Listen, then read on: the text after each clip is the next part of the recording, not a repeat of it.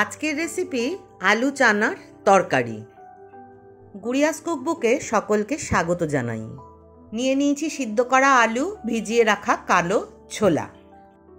সেদ্ধ করে রাখা আলুগুলোকে আমি দেখো খোসা ছাড়াইনি, জাস্ট একটু চেপে ভেঙে দিচ্ছি, আলুগুলো টুকরো করে নিচ্ছি। ফ্রাই প্যান গরম করে তাতে সামান্য তেল দিয়ে ফোড়ন হিসাবে দিয়ে দেব তেজপাতা, শুকনো লঙ্কা,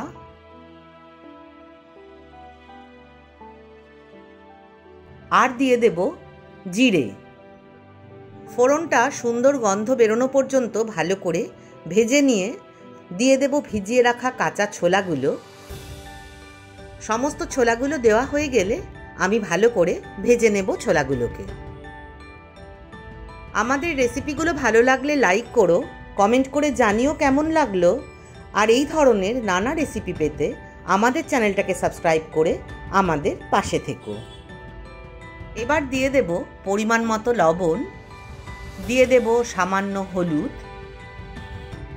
তোমরা চাইলে এই রান্নায় টমেটো বা তেঁতুল গোলা বা আমচুর টক হিসাবে ইউজ করতে পারো।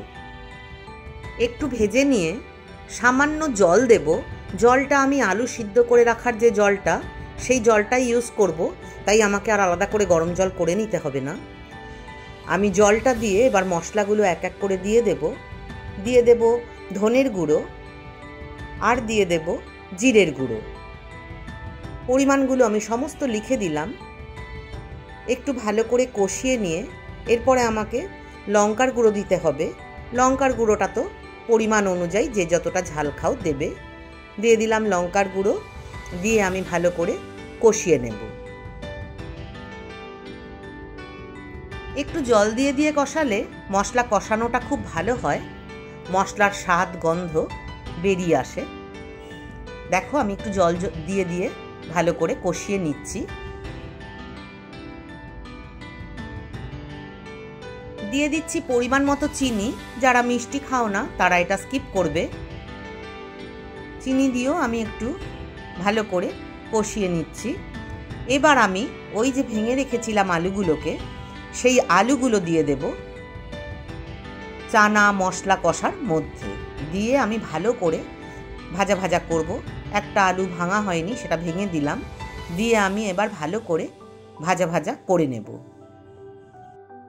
এই রান্নাটা কিন্তু করা খুবই সহজ, কিন্তু খুব পুষ্টিকর।